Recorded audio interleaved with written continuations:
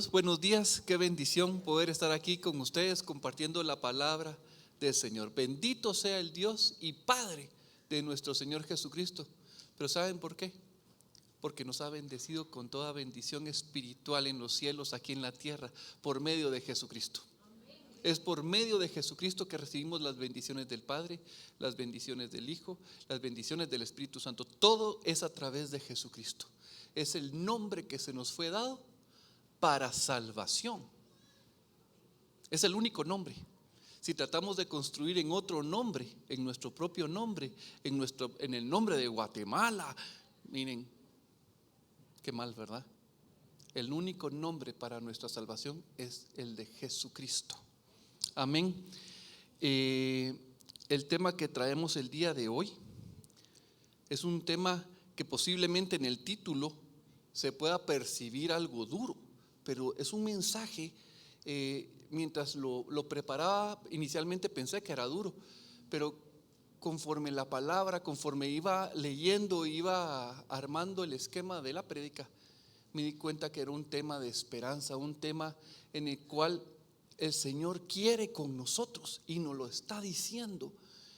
Es un tema en el cual Dios quiere conocer lo que hay en nuestro corazón, pero la decisión de que Él no nos conozca es nuestra. Es nuestra. Y yo les soy franco, para mí la palabra es nueva cada día, cada mañana, sus misericordias, su bondad. Cuando leo su palabra y me vuelvo a topar con la historia de José, me recuerdo que la primera vez que leí José, miren, yo lloraba y lloraba, decía: Dios, ¿cómo es esto posible? Y su palabra trabajaba en mi corazón, y lo vuelvo a leer y vuelvo a llorar. De verdad, cuando José llora y grita, y dice que lo oyeron hasta en la casa del faraón, digo yo, hasta aquí estoy oyendo ese grito. Y luego cuando leo a Jacob cómo pelea con Dios, digo: Señor, y tú te dejaste vencer por Jacob. Pero la verdad es que eres un Dios amador, que te dejas vencer por tus hijos por amor. Cuando leo a Ruth, la moabita, la que no tenía derecho de entrar a ser parte del linaje de Dios, y Booz le responde: no te preocupes, yo me voy a encargar de todo para que todo esté resuelto. El pariente redentor. ¿Cómo no me voy a emocionar con la palabra cada vez que la leo? Y hay diferentes ángulos, diferentes perspectivas, y el Señor se revela en su palabra.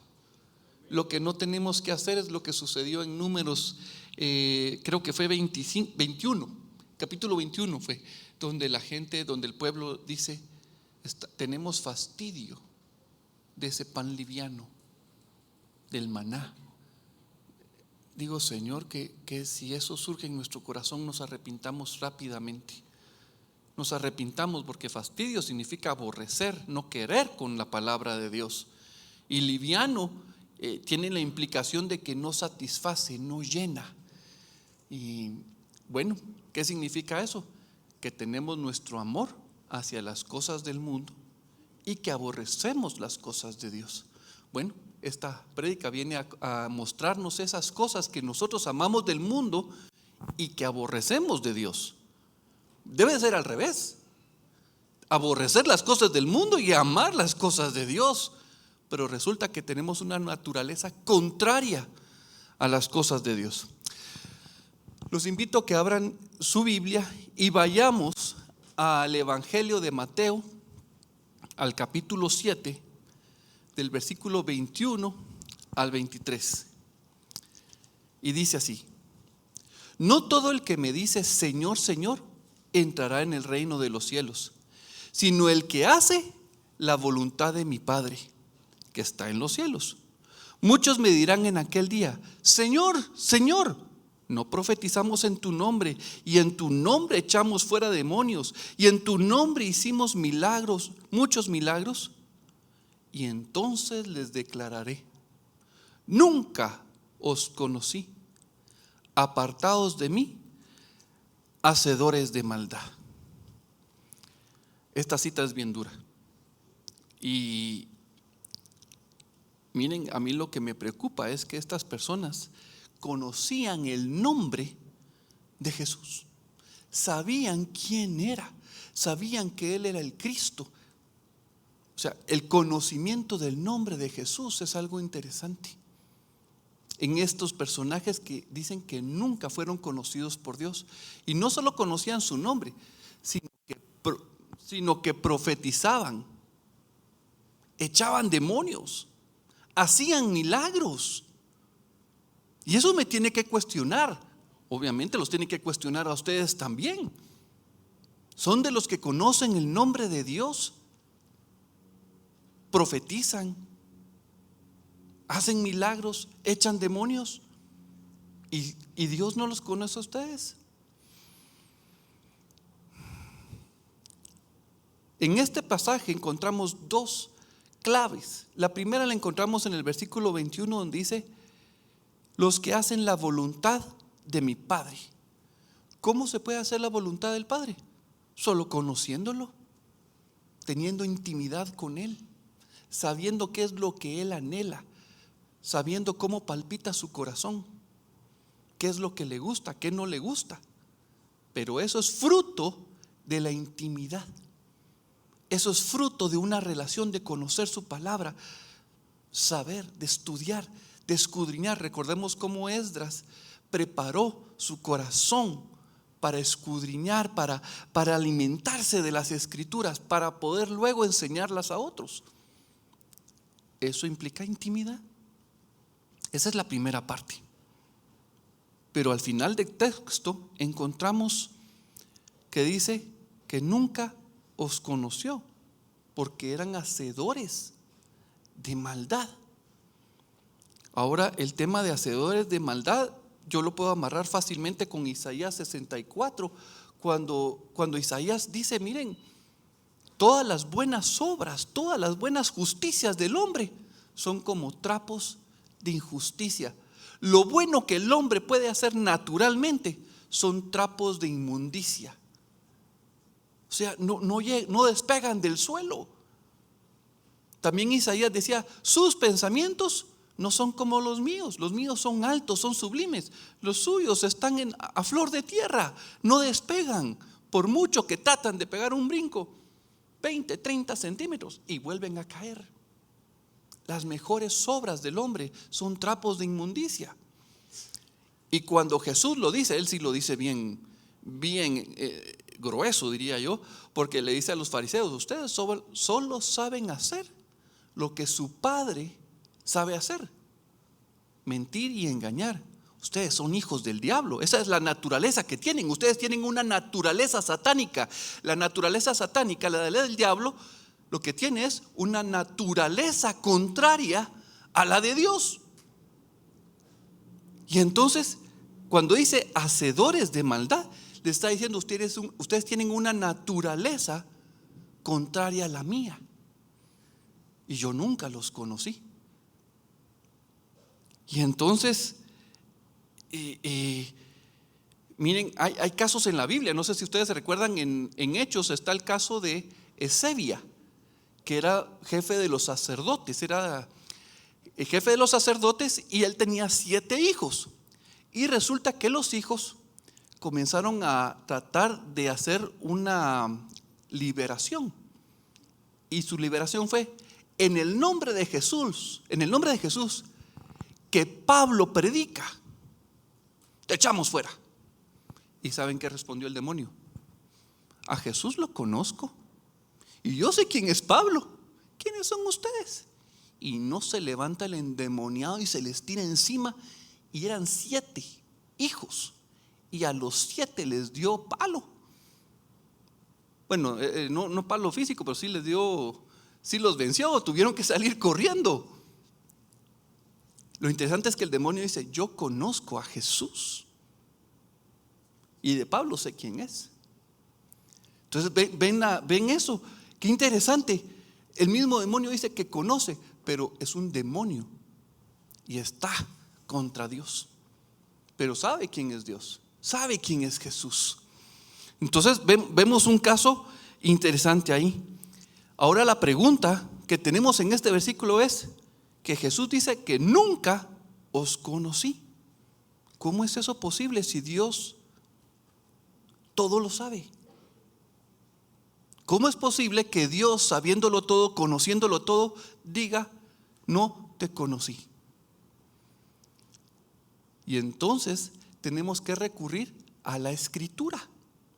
Tenemos que ir a los versículos claves. Miren, la Biblia se abre a través de Jesucristo y Él nos va dando llaves para ir abriendo nuevos pasajes. Los voy a invitar a que vayamos a Segunda de Crónicas 32-31, y en ese versículo vamos a encontrar una porción muy interesante de la vida del rey Ezequías. El rey Ezequías, mire, tiene mi admiración. Yo cada vez que leo Segunda de Reyes y Segunda de Crónicas y encuentro al rey Ezequías, de verdad salgo fascinado, aunque con un poquito de dolor por el error que cometió el rey.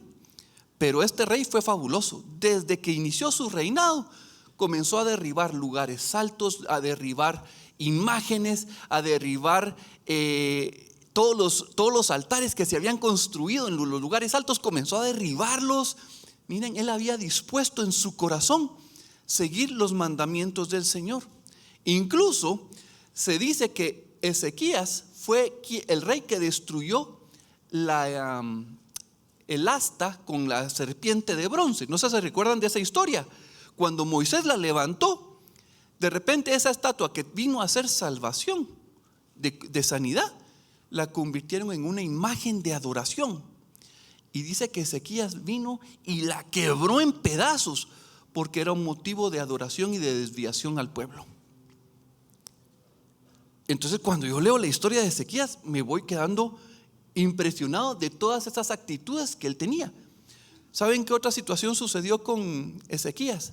Dice que lo invadieron los asirios. Y Sennacherib, ¿está bien dicho? Sennacherib, el rey de Asiria, se acercó, los sitió y estaban con un asedio alrededor de toda la ciudad. No les dejaban entrar comida, agua, y les dijeron: miren, ríndanse, porque hemos destruido a todos los dioses, hemos destruido a todos los pueblos, nadie ha podido resistir nuestro poder. ¿Y quién es Jehová? ¿Quién es Yahweh? ¿Quién es Él para que se resista a mí? Y entonces escribió cartas blasfemas hacia el rey.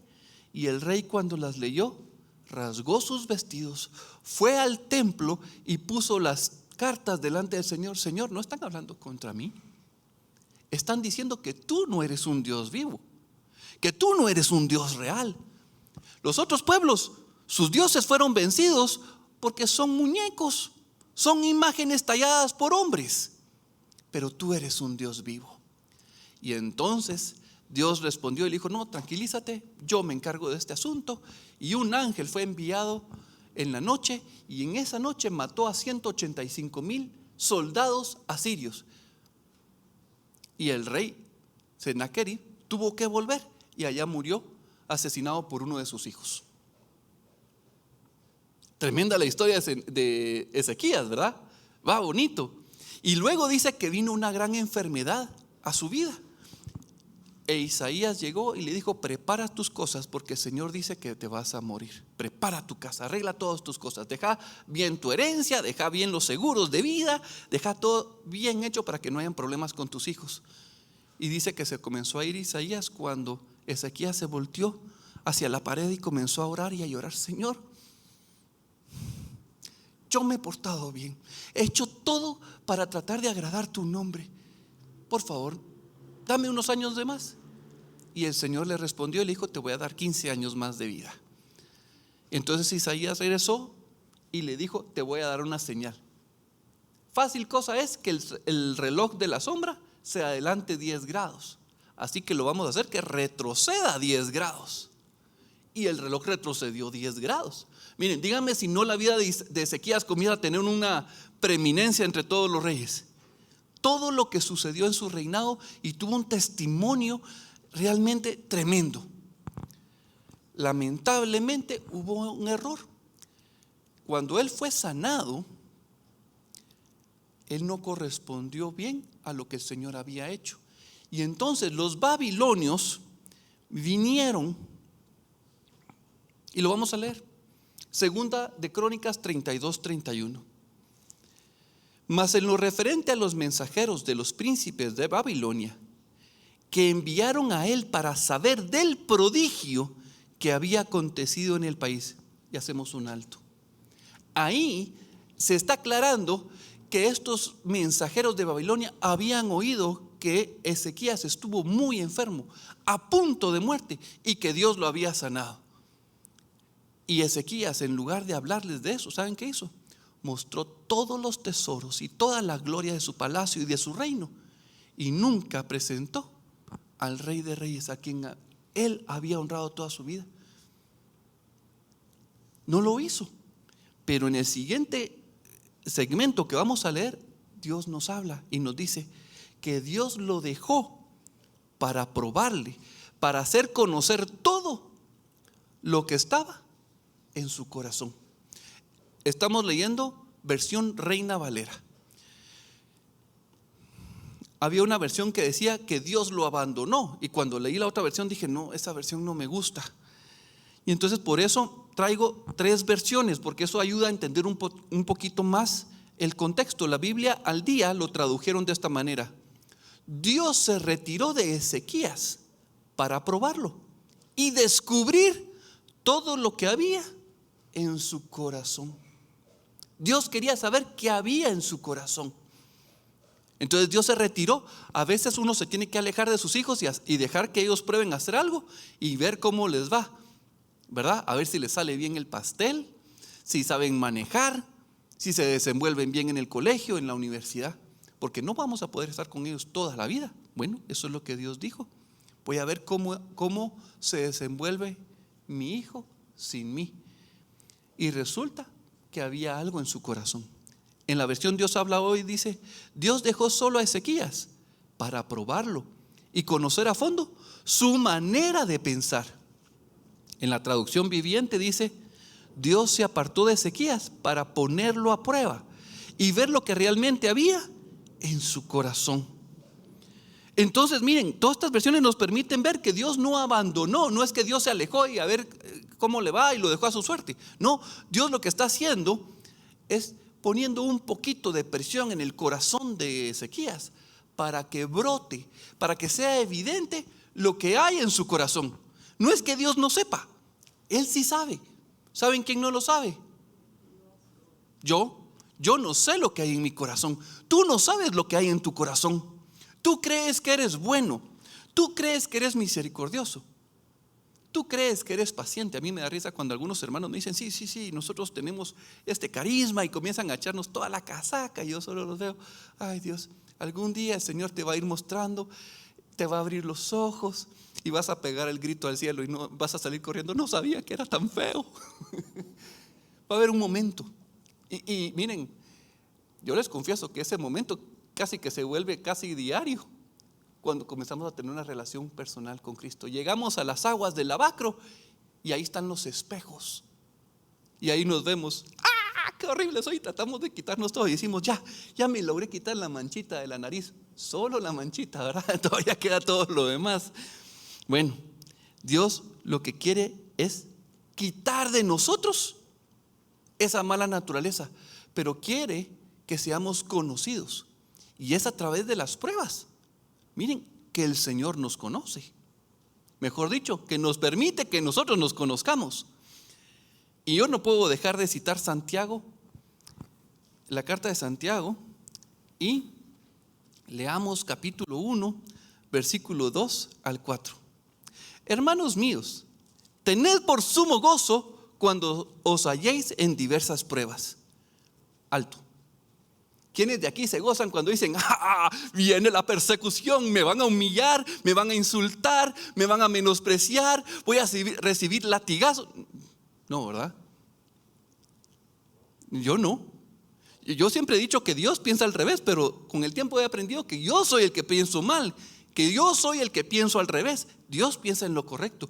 Y entonces cuando Él me dice que recibamos con sumo gozo las pruebas, a mí miren, yo tiemblo.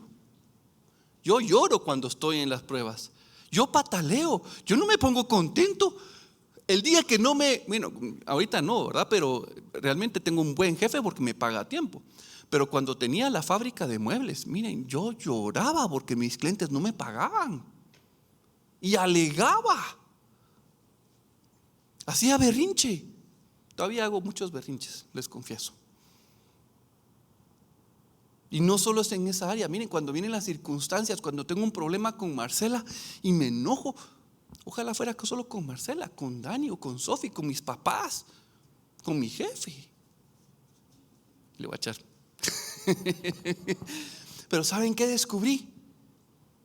El otro día estaba enojado con mi papá porque me puso a hacer unas cosas hace varios meses y alegaba. Entonces, miren, mi carita externa era un ángel, pero en mi corazón estaba pero miren, no palpitaba bien, se deformaba por lo enojado que estaba. Y entonces el Señor me preguntó: ¿con quién estás enojado? Con mi papá. Seguro que es con él, porque yo le dije a él que te pusiera a hacer eso. Entonces estoy enojado contigo. Sí. Bueno, entonces ya sé con quién estoy enojado. Me enojé con el Señor. Y entonces cada vez que me enojo con alguien, ¿con quién me estoy enojando? ¿Contra quién me estoy rebelando? ¿Qué es lo que está brotando de mi corazón? Y entonces, Señor, ese problema, esa circunstancia, ese problema me hizo ver algo que había en mi corazón que no estaba bien. Entonces, ahora digo, bueno, Señor, no es que me goce de las pruebas, pero ya medio voy entendiendo un poquito para qué sirven.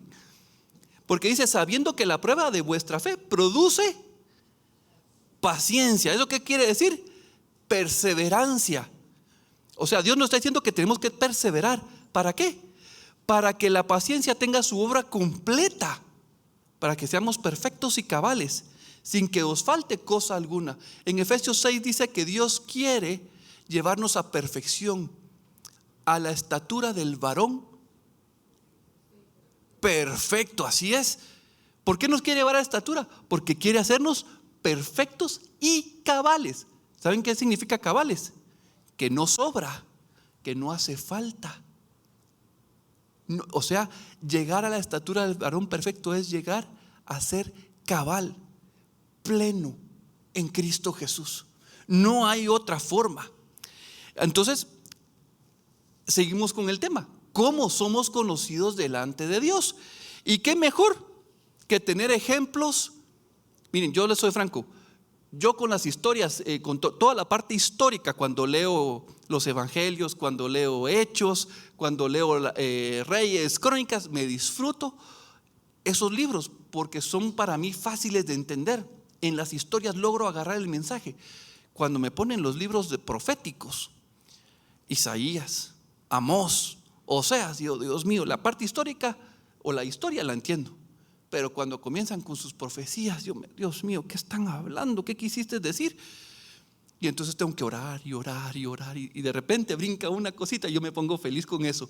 Pero con las partes históricas yo creo que todos entendemos. Vamos a ver, vamos a ir a Génesis 22, versículo 1 al 2. Es la historia de Abraham cuando iba a sacrificar a Isaac. Leamos. Dice: aconteció después de estas cosas que probó Dios a Abraham. ¿Qué está queriendo decir? Que Dios quería conocer a Abraham. Pero no solo conocerlo, quería que Abraham también supiera lo que había en su corazón. Y le dijo a Abraham, y él respondió: heme aquí.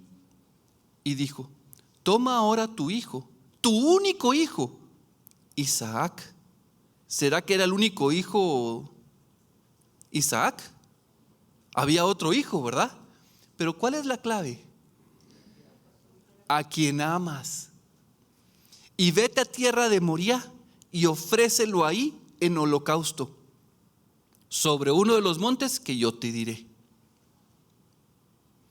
Miren, agarró a Isaac, lo llevó por el camino, y ya cuando estaba en el mero punto, ya para sacrificarlo, Dios le habló y le dijo, Génesis 22, 12: no extiendas tu mano sobre el muchacho, ni le hagas nada, porque yo conozco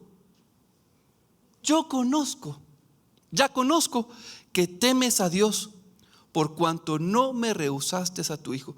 Miren, tremenda prueba para que Dios sepa que uno lo ama. ¿Cuántos están dispuestos a ir a sacrificar a su hijo para demostrarle a Dios? Yo me recuerdo, miren, hace muchos años, tal vez unos 10, como 12 años, estaba en la clase con los niños. Me recuerdo que estaba Tita, creo que estaba Tefi, habían otros niños, jóvenes, hoy en día. Y les pregunté, y estábamos leyendo esta historia, y les pregunto, miren, ¿quiénes de sus papás creen que le harían caso a Dios y los irían a sacrificar? 2 o 3 niños se quedaron pálidos. Ay, que Dios no le pida eso a mi papá porque me tendría que sacrificar a mí. Dije yo, puchis, qué testimonio el que tienen estos papás en su casa, porque los niños tenían una certeza en su corazón de que sus papás eran obedientes a la palabra de Dios. Y dije yo, gloria a Dios, qué bonito, pero está trompudo dar la vida. Dicen que Isaac tenía como 15, 16 años y Abraham tenía como 117. Rapidito se pudo haber escapado Isaac, pero se dejó amarrar, se dejó poner sobre el altar.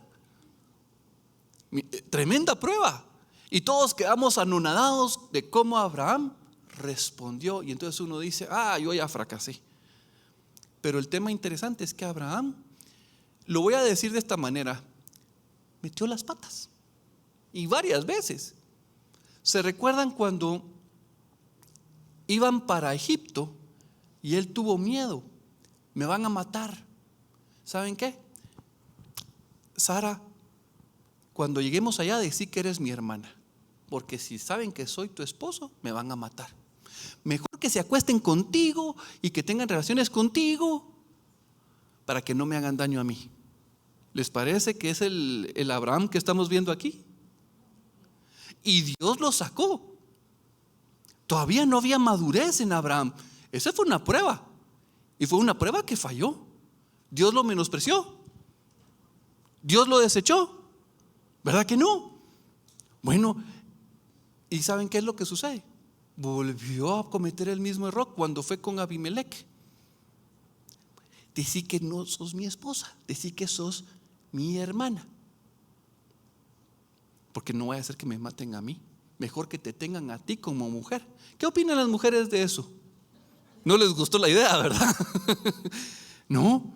Bueno, ¿y saben qué fue lo peor? Su hijo cometió también el mismo error con Abimelech.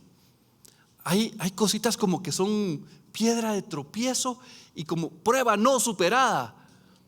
Prueba no superada. Pero aquí tenemos una prueba en la que el Señor viene y conoció el corazón de Abraham. Pero ¿será que en las otras pruebas donde falló Abraham no fue conocido Abraham? Claro que sí.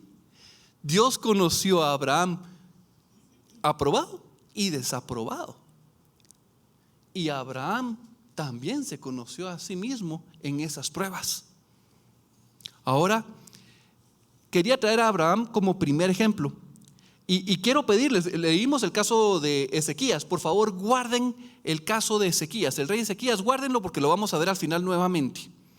Vamos a irnos a ver varios casos de pruebas de cómo Dios trabajó en el Antiguo Testamento. Y vamos a agarrar el pueblo de Israel en el desierto. Vamos a Deuteronomio 8, capítulo 2, versículo 3, 2 al 3. Y te acordarás de todo el camino por donde te he traído, de donde ha traído Jehová tu Dios, estos 40 años en el desierto, para afligirte, para probarte, para saber lo que había en tu corazón, si habías de guardar o no sus mandamientos. Y te afligió y te hizo tener hambre, pero también miren lo que dice, y te sustentó con maná. O sea, Dios proveyó y hubo momentos que no proveyó. ¿Por qué? Porque quería saber lo que había en el corazón de cada una de las personas.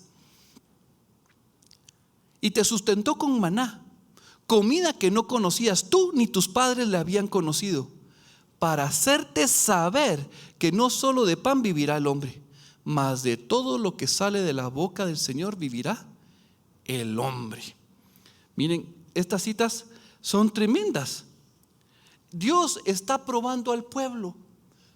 Dios está probando su corazón. Él quiere conocerte. Dios quería conocer al pueblo, pero resulta que el pueblo no quería ser conocido. Y cuando uno no quiere ser conocido, no importa la prueba. ¿Saben por qué? Porque la prueba es externa. La prueba es algo externo a nuestro corazón. La prueba no es la que me da crecimiento. La prueba no es la que me da identidad. La que me da identidad es la relación interna que tenemos con el Señor. Y ahí es donde comenzamos a entender cómo es que funcionan las pruebas. ¿Para qué son las pruebas? Yo tenía un conflicto en mi corazón porque yo leía Santiago y decía, versículo 2 al 4 es el tema de las pruebas. Hay que recibirlas con gozo y con paciencia y eso me va a formar. Siguiente tema, sabiduría, versículo 5. Entonces, si ustedes van a Santiago, capítulo 1, versículo 5, dice que pidamos, si alguno no tiene sabiduría, que la pida porque Dios la va a dar en abundancia. Entonces, cuando uno lee problemas, paciencia y luego sabiduría, dos temas aparte. Pero gracias a Dios hay hermanitos que son más leídos que uno, más instruidos, dirían por ahí. Y me decía, no, es que es el mismo contexto. Es que en los problemas encontramos la sabiduría, solo que hay que pedirla y hay que escarbar y escarbar en los problemas para encontrar la sabiduría. ¿Quién es la sabiduría? Jesucristo, Proverbios 8. Y entonces las circunstancias difíciles, miren, cuando están los problemas, Señor, no te veo. ¿Dónde estás? La situación del pago, la empresa, los compromisos. Señor, todo esto me está sofocando. ¿Dónde estás? No te encuentro. Y comenzar a buscarlo a Él. Buscar esa relación con Él. Señor, ¿qué quieres que encuentre en esta situación? Ya te encontré, ya te vi. Gracias. Sí, pero todavía no has encontrado lo que quiero. No has encontrado lo que quiero que veas. Y ahí es donde viene el asunto, cuando tenemos que escarbar y buscar en el Señor en esas situaciones difíciles. Quiero llevarlos a otra situación. Éxodo 15, 22 al 26. Dice, e hizo Moisés que partiese Israel del Mar Rojo, y salieron al desierto de Shur, y anduvieron 3 días por el desierto sin hallar agua, y llegaron a Mara, y no pudieron beber las aguas de Mara, porque eran amargas. Por eso le pusieron el nombre de Mara. Entonces el pueblo murmuró contra Moisés y dijo, ¿qué hemos de beber? Miren qué interesante, primero murmuraron contra Moisés, pero realmente su murmuración era contra Dios. Y Moisés clamó al Señor y el Señor le mostró un árbol. ¿Se recuerdan el árbol en Apocalipsis que tiene hojas, que tiene frutos, que son para sanidad? Bueno, ¿qué árbol fue el que pusieron ahí? El árbol de la vida. Jesucristo es ese árbol. Y entonces lo echaron en las aguas y las aguas se endulzaron. Jesucristo vino a quitar la amargura de nuestro corazón. Cambió nuestro lamento en baile, dice el Salmo. Ahí, pero miren, no solo vino el árbol a cambiar la naturaleza del agua. Dice que ahí Dios les dio estatutos y les dio ordenanzas, pero ahí también los probó. Y dijo, si oyeres atentamente la voz del Señor tu Dios, e hicieres lo recto delante de sus ojos, y dieres oídos a sus mandamientos, y guardares todos sus estatutos, ninguna enfermedad de las que envié a los egipcios te enviaré a ti, porque yo soy el Señor, tu sanador. Entonces el Señor está hablando y está diciendo que pongamos atención a lo que Él dice, porque si aprendemos a ser obedientes, ¿sí?, Él va a conocer lo que hay en nuestro corazón. Y si no somos obedientes, también va a saber y va a conocer nuestro corazón. Leamos el otro caso de Éxodo 16, 2, 5. Y dice, y toda la congregación de los hijos de Israel murmuró contra Moisés y Aarón en el desierto. Qué fácil es murmurar contra las personas, ¿verdad? Yo no estoy de acuerdo con sus políticas, no estoy de acuerdo con lo que dicen, yo sería mejor jefe, yo haría mejor acá, yo. ¿Se recuerdan de Absalón? ¿Quién diera que yo fuera rey y que te escuchara? Y miren, todo lo que dice para ganarse la aprobación, porque no está de acuerdo con su papá, el rey David. Pero ¿será que no estaba de acuerdo con su papá? No estaba de acuerdo con su papá, pero no estaba de acuerdo con Dios. Absalón es una de las figuras más tremendas de rebelión presentadas en la Biblia. En una persona, aparte está Satanás, ¿verdad? Leviatán, y vemos esos personajes, pero Absalón es figura de una rebelión tremenda, queriendo matar a su papá. Mató a su hermano Amnón en venganza. Se acostó con 10 mujeres de su papá, con 10 concubinas, públicamente. Aborrecible. Se hizo aborrecible ante los ojos de Dios. Entonces, cuando leemos que hay rebelión contra una persona, miren, de verdad, veamos contra quién nos estamos rebelando. Versículo 3. Y les decía a los hijos de Israel: ¿quién diere que hubiéramos muerto por mano del Señor en la tierra de Egipto, cuando nos sentábamos a las ollas de carne, cuando comíamos pan hasta saciarnos? Pues nos habéis sacado a este desierto para matar de hambre a toda esta multitud. Cuando yo leo esto y digo, pero si eran esclavos, apenas les daban de comer, los trataban mal.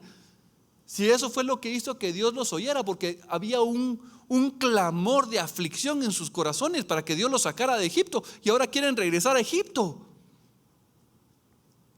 Nuestra queja, nuestra murmuración, miren, Dios quiere que nosotros veamos esa queja y esa murmuración que está en nuestro corazón. Dios ya sabe. Quien no sabe eres tú y soy yo, lo que hay en nuestro corazón. Vean lo que dice: y Jehová dijo a Moisés: he aquí, yo os haré llover pan del cielo, y el pueblo saldrá y recogerá diariamente la porción de un día, para que yo lo pruebe.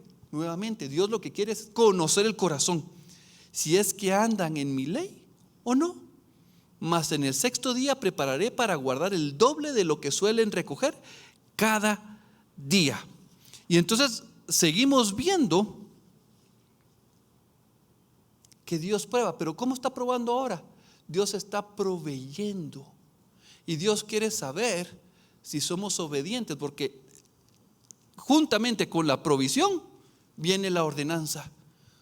Van a recoger lo suficiente para ustedes por día. Si guardan de más, se va a gusanar. Y los que guardaron de más, se pudrió, se agusanó el alimento. Pero en el 7º día, en el 6º día, recogían doble porción, y esa porción no se agusanaba. Dios estaba probando el corazón de las personas. Hubieron unos que fueron obedientes a la primera, otros que fueron obedientes por las malas. Pero Dios conoció el corazón de unos y de otros. Eso es importante. Miren, yo sigo pensando que hay mucha gente que piensa que las pruebas son un sistema de descalificación. Nos van a hacer un examen y si fallo me van a sacar del colegio. Pero Dios no funciona de esa manera. Dios lo que está haciendo es un trabajo como buen alfarero, que mete sus manos y genera presión, y en esa presión comienza a sentir, aquí hay algo que raspa, y cuando viene saca la piedrita y la saca del barro. Esa presión es necesaria en nuestras vidas, y a veces tiene que comenzar de nuevo el proceso. Las pruebas no son necesarias, pero el problema es que si nosotros vemos las pruebas como juez, si la vemos como juez, fallaste, desechado, apachamos el botón y ¡pum!, se abren las puertas al infierno. Eso es lo que nosotros pensamos como jueces. Desechado, falló, no sirve. Pero como padre no hacemos eso. Nuestros hijos fallan y los ayudamos a levantarse. Probá de nuevo, vamos a ver. Yo me recuerdo re bien cuando, tanto con Dani como con Sofi, la enseñaba de manejar bicicleta. Primero la bicicleta con 2 rueditas y las iba empujando y ellas aprendiendo a pedalear. Ya cuando aprendieron a pedalear, les quitaba una ruedita, entonces ellas aprendían a mantener el equilibrio sobre donde estaba la ruedita y siempre estábamos viéndolas. Pero el día que quitamos las rueditas, tengo miedo, me voy a caer, me voy a lastimar. Miren cuántos temores. Entonces yo les ofrecía, mira, yo voy a ir contigo, te voy a ir sosteniendo el sillón. Entonces me iba corriendo atrás y de repente soltaba un poquito, la mano cerquita, ¿verdad? Y entonces yo iba viendo, iba sintiendo si iban perdiendo el equilibrio, lo volvía a agarrar y tenía el equilibrio. ¿Qué estaba haciendo yo? Una prueba para evaluar qué tanto equilibrio tenían. Hasta el momento en que soltaba completamente el sillón y seguía corriendo a la par de ellas, ¿verdad?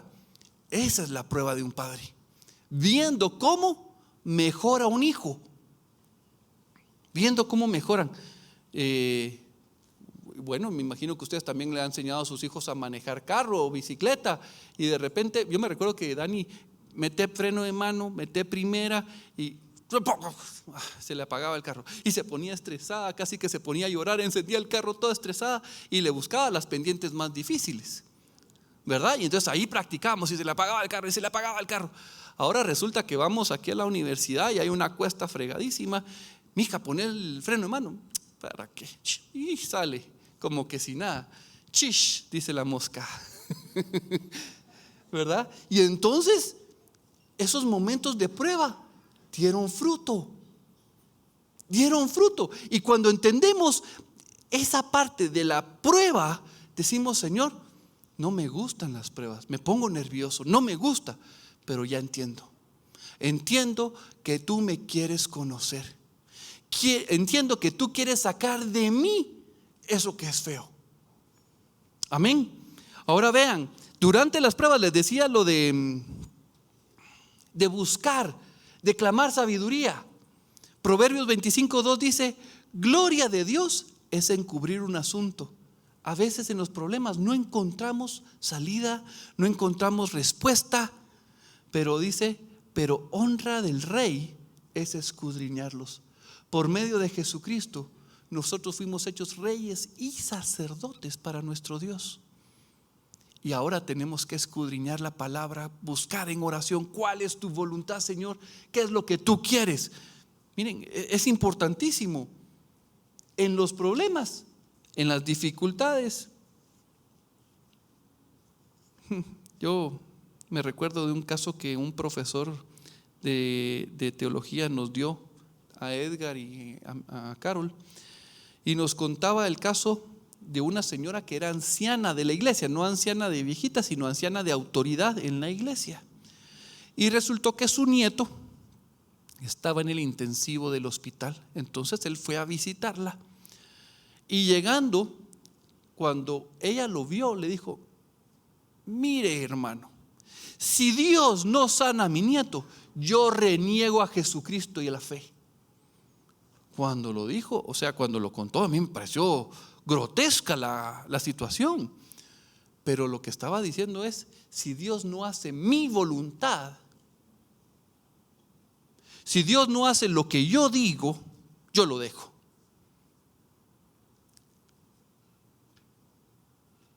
Eso es serio. Pero eso era lo que estaba en el corazón de esa mujer. Que si ella lo dijo, yo digo, yo tengo la misma enfermedad que ella en mi corazón.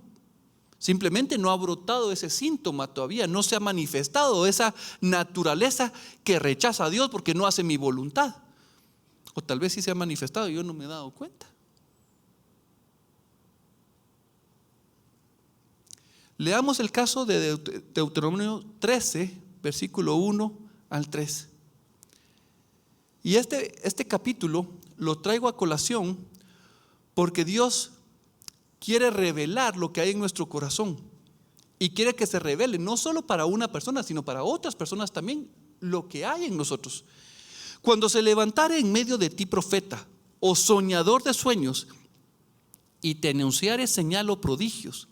Y si se cumpliere la señal o prodigio que él te anunció, diciendo: vamos en pos de dioses ajenos que no conociste y sirvámosles, no darás oído a las palabras de tal profeta, ni a tal soñador de sueños, porque el Señor vuestro Dios os está probando para saber si amas al Señor vuestro Dios con todo vuestro corazón y con toda vuestra alma. Hay personas que vienen a la iglesia y gloria a Dios, levantan las manos, pero su corazón no está interesado en obedecer a Dios. En la segunda carta de Juan, él decía: salieron de nosotros, pero no eran de nosotros. Parecía que eran de nosotros, parecían cristianos, pero no eran cristianos. Nunca aceptaron la soberanía, el gobierno del Señor, nunca recibieron a Jesucristo en su corazón. Y entonces, estos profetas, estos predicadores que vienen y hacen prodigios y te dicen: tú no tienes que ser cola, tú tienes que ser cabeza, tú eres la princesita de Jesús, tú declara, haz pacto con Dios y que Dios haga lo que tú dices. Eso es lo que nos está diciendo. Y salen un montón de doctrinas y muchas ideas y muchas prédicas, y la gente se va. Mira, tú da tanto del diezmo, da 3 veces tu diezmo y Dios va a abrir todas las arcas del cielo y nunca vas a sufrir más en el tema de economía. Eso no es lo que dice la palabra de Dios. Pero como yo quiero ser próspero y vivir en abundancia, quiero viajar en el mundo, quiero disfrutar, ir con Mickey, quiero ir a Europa y quiero viajar en cruceros, entonces hago pactos con Dios y comienzo a oír todo lo que me dice de prosperidad, porque mi Dios es Mamón. Y Jesús dijo: no puedes servir a 2 señores, o sirves a uno o sirves a otro. Y entonces cuando viene la prédica dentro de la iglesia de que tú puedes ser próspero, miren, la prosperidad no es, sí está en la Biblia y Dios ofrece prosperidad, pero no como se está predicando. La prosperidad es que Cristo crezca en nuestro corazón, que Él sea el Rey. Él es nuestra prosperidad, Él es nuestra riqueza. Pero cuando se convierte el dinero en la prosperidad, se distorsionó el mensaje. Se distorsionó completamente el mensaje.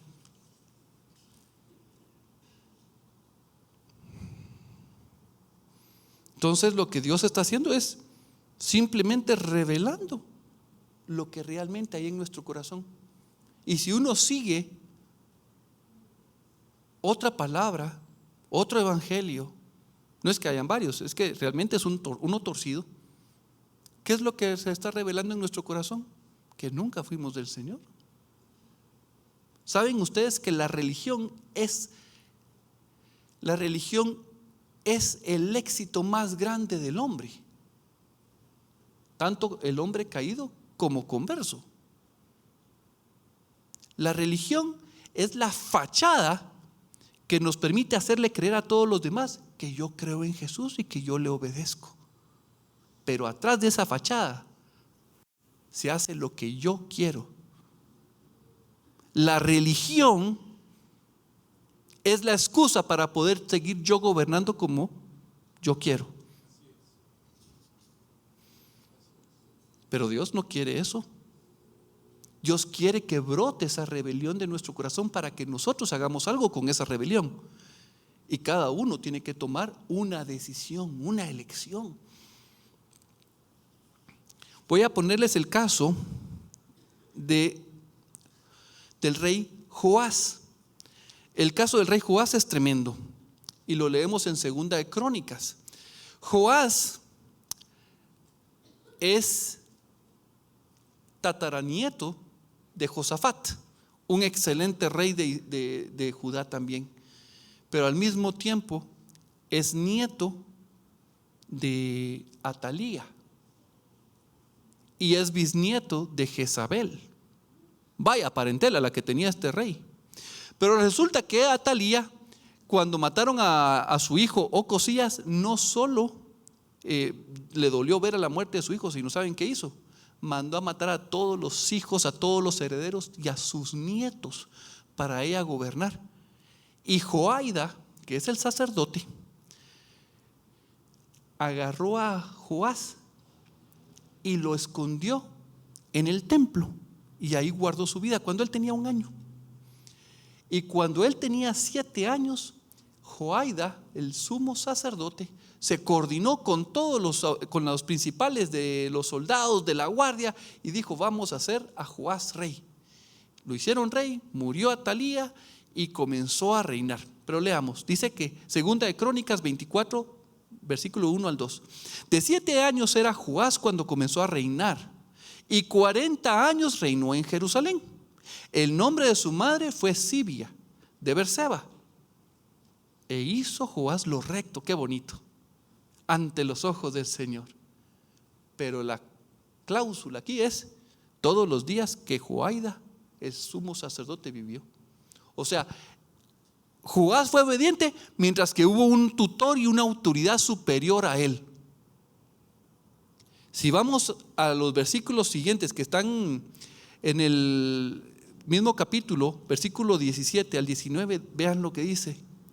Muerto Joiada, vinieron los principales de Judá y ofrecieron obediencia al rey, y el rey los oyó, y desampararon la casa del Señor, el Dios de sus padres, y sirvieron a los símbolos de acera y a las imágenes esculpidas. Entonces la ira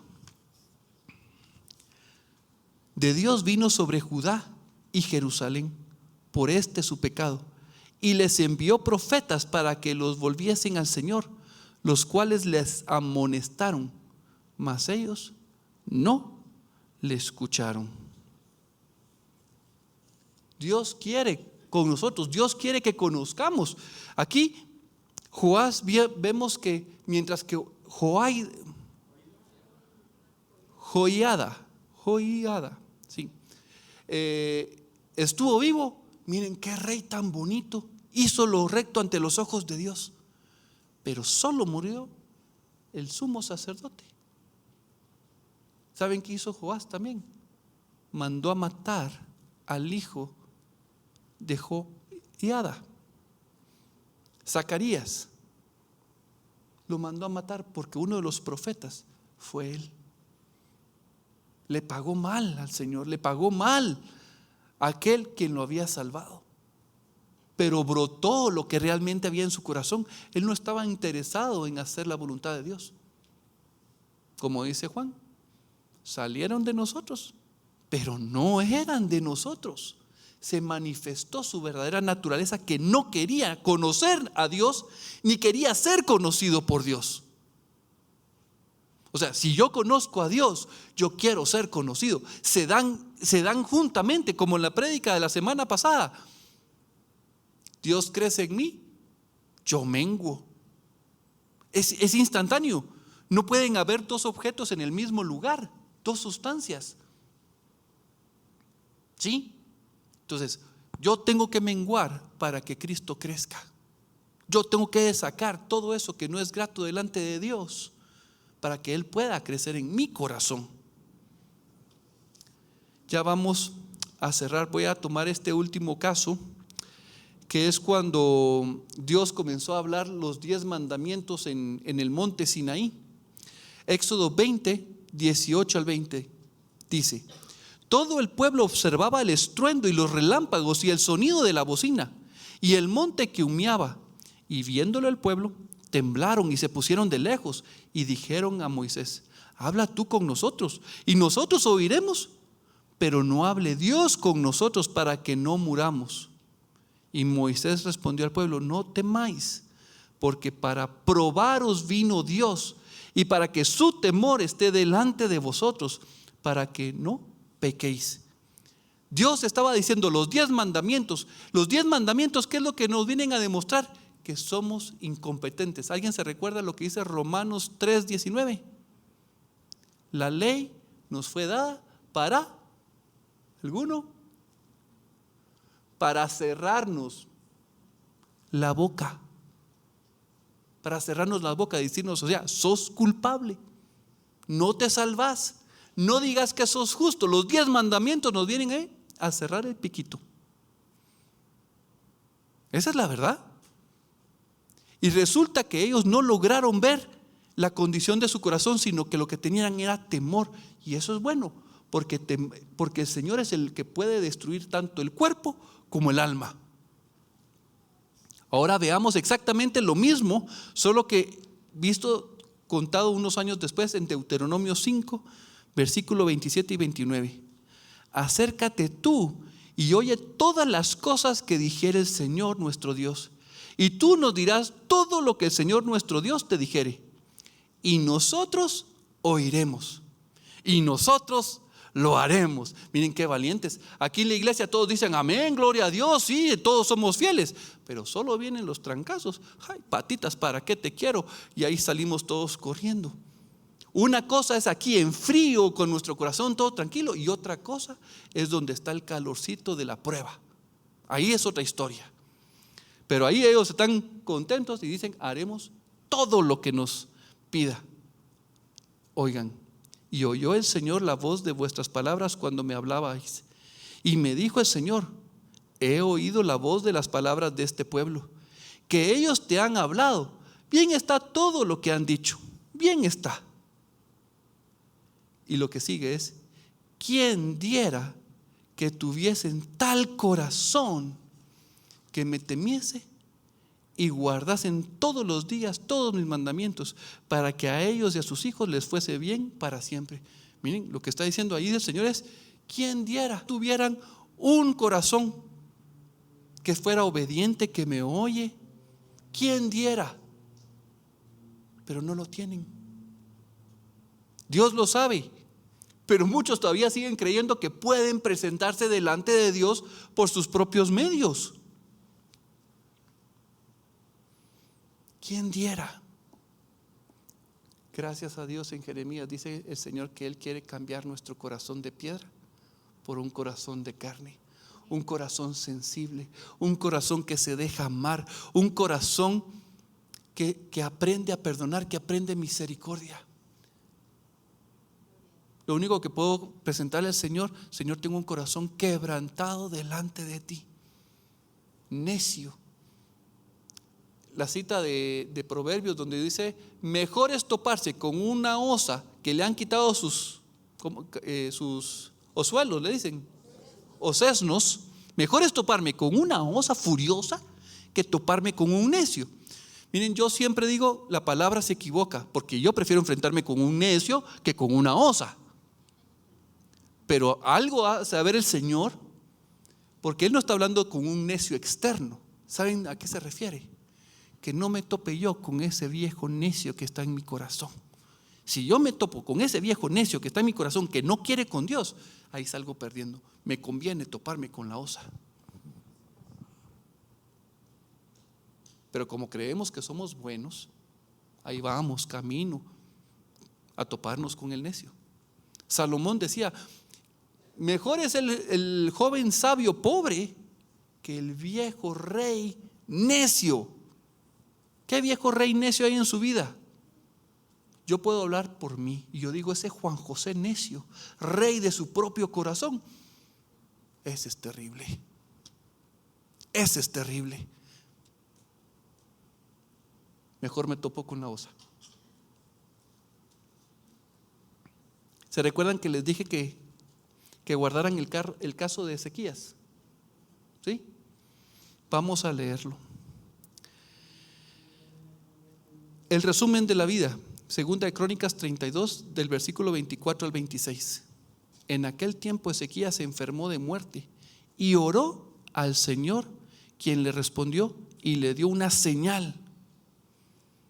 Mas Ezequías no correspondió al bien que le había sido hecho, sino que se enalteció su corazón.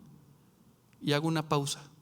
Cuando está diciendo ahí se enalteció, fue cuando los babilonios vinieron y él presentó toda la gloria de su reino y no presentó al Señor. Y en ese momento, sigamos la lectura, y vino la ira contra él y contra Judá y Jerusalén, Pero Ezequías, después de haberse enaltecido su corazón, y esta es la clave, se humilló. Él y los moradores de Jerusalén, y no vino sobre ellos la ira del Señor en los días de Ezequías. Cuando nosotros fallamos una prueba y sabemos, miren, de toda la variedad de pruebas que el Señor pone en nuestra vida, que le contestamos mal a alguien, que nos enojamos, que decimos una mala palabra, que se nos salió una mentira. Miren, solo hagan memoria de los últimos días y vean, fallé, ¿sí? Ok, para ser conocidos delante de Dios hay una forma. Él ya sabe, pero para ser conocidos significa venir a agarrar el error, la falla, la falta, la iniquidad, tu pecado, y decirle: Señor, esto fue lo que yo hice, perdóname, yo no quiero esta naturaleza contraria a ti. Y entonces el Señor le dice: te conozco, voy a ayudarte. Las pruebas no son para que Dios te abandona y te deja al olvido. No, Dios quiere que tú progreses y que tengas su carácter, que seas llevado a la perfección y que seas cabal. Ahora yo digo: vengan las pruebas, y con alegría, pero temblando, ¿verdad? No sé qué prueba va a mandar el Señor, pero sé que son una bendición para mi vida. Él no quiere que yo me pierda, pero las pruebas son de una bendición para cada uno de nosotros. Y yo puedo descansar confiado en Él.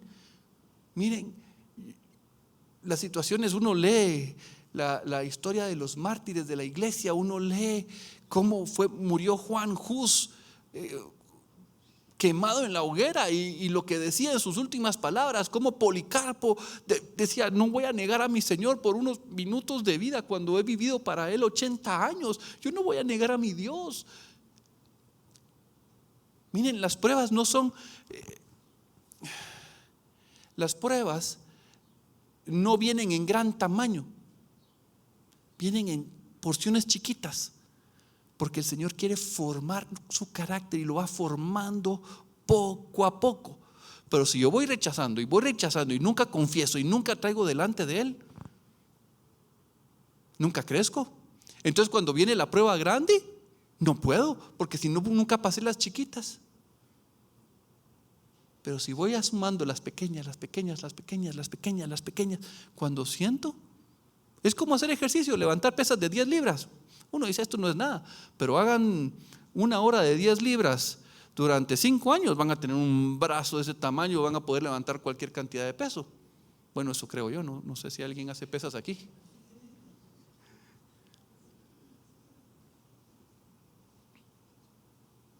¿Me doy a entender? Pueden ver la belleza de las pruebas. Ya tienen un poquito de gozo en su corazón por las pruebas. Por lo menos un poquito. Es porque el Espíritu Santo está poniendo el anhelo y el deseo de ser conocidos por Dios. Miren: Señor, quiero conocerte. Ah, qué bonito. Pero también quiero ser conocido. Amén. Vamos a orar. Ahí donde están, te pido que dejes tus cosas a un lado. Si quieres, puedes ponerte de pie. Padre bueno, Padre de la gloria, definitivamente, Señor, todo el tiempo nos sorprendes porque nosotros pensamos equivocadamente. Pensamos todavía con una naturaleza contraria a ti. Vemos las pruebas como algo espantoso, horrible y que no queremos vivir. Pero tu palabra nos muestra, Señor, que a través de las pruebas tú nos conoces y nos permites saber qué es lo que hay en nuestro corazón.